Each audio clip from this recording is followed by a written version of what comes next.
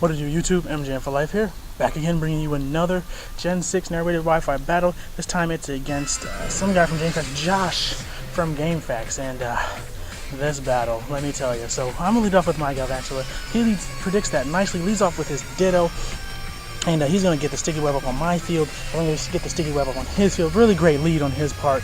A really poor choice for a lead on my part, but it doesn't really matter that much. Some other stuff happens that really matters. So he's going to go into the Aegis-Slash. I went for the Bug Buzz because it hits everything on his team. He does have a Garchomp. I figured like the Thunder, that was kind of an obvious, but he obviously did not predict the Thunder. He predicted something else. So I'm going to switch out here, go to my Aegis-Slash counter, which is Gliscor. As long as Gliscor exists on my team, Aegis-Slash cannot do anything. And here, instead of going for the King Shield like most players do, I don't even understand that. He's going to go for a secondary Swords Dance, which is probably the smarter play, but I do have the taunt, so that's not going to do anything. Then he attempts to Shadow Sneak me, which I don't understand that, because if I had gone for Earthquake, his Aegis-Slash would have been dead. I mean, it's not going to do anything. I went for Toxic, expecting him to switch. Now I'm going to go for Toxic again, because I know he's not going to stay in this time, because he can't King Shield to go back into the defense form, and an Earthquake will kill. So he goes out into his Greninja, which is perfect, so I do get a Toxic up on that. And let me tell you, man, this Greninja, man, this thing hits so hard. The Protein ability is really good. So I'm going to protect here, see what he's going to go for. I've seen a lot of times these things be choice, with like choice specs, or choice scarfs. Not usually scarf, more likely specs. But he goes for Ice Beam, and when he went for Ice Beam, his Protein ability makes it so that Ice Beam is now a stab move. So now I'm going to switch to my Ferrothorn to try and take this Ice Beam. This is probably one of my worst switches, probably the worst play of the game that I made. I should have went to Gardevoir to take the Ice Beam much better, but that does a lot of damage because it's stab now and it's Life Orb boosted. So he's going to be able to 2-hit KO my Ferrothorn with the Ice Beam. I'm not able to get the rocks up because the Ice Beam just did too much. And but he's in the range where, because he's also an Ice type, I can just go into my Medicham, Mega Evolve up into Mega Medicham, and then just finish him off with a Bullet Punch.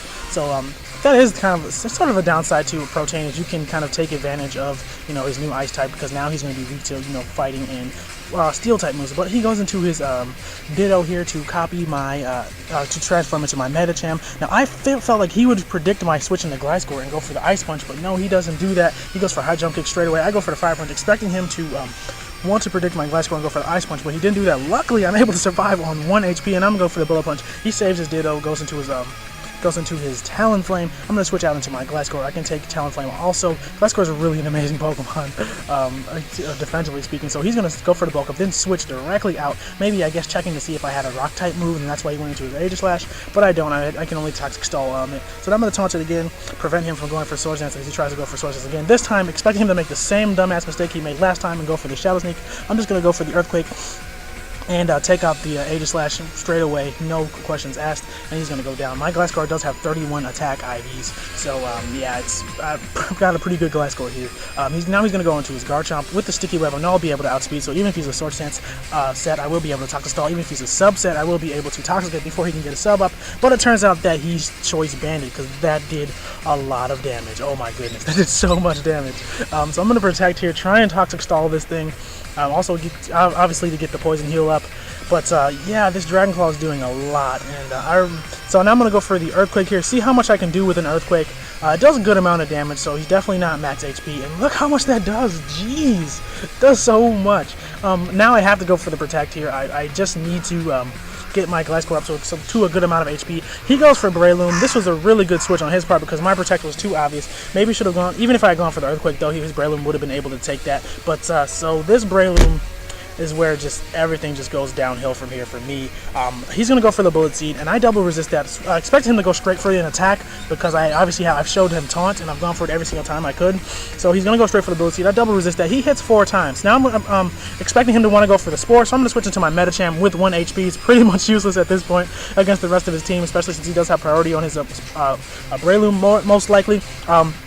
So I'm going to go to that to absorb the sleep, and now I know he's probably going to go for a Swords Dance here, so I get a free switch into my Dragalge, and it doesn't, even if he did show me that he was Life Orb, but again, I do double resist the Bullet Seed, so even if he hits 5 times, I will be able to take it, but he crits me on the first one, and then he's going to proceed to hit me 4 times afterwards, so he crits me and hits me 5 times, and instead of surviving getting off a Dragon Pulse, which I would need to KO the Breloom, instead I die, and that, I mean, at this point now the game's over, because I went into Gardevoir Gardevoir. The only reason why I went into Gardevoir is because I wanted to see if he was max HP or max speed. Because if he's max speed, then I won't be able to outspeed. If he's max HP, then I will be able to outspeed, and that'll determine whether or not the crit on my Dragalge mattered. Because if he's not max speed, then that means, if he's not max HP, then the Dragon Pulse would have done about 60% to the Breloom. It actually does 55% minimum because my Dragalge has 31 attack IVs. So even if he had 31 HP IVs and 31 special defense IVs, minimum damage is 33%. So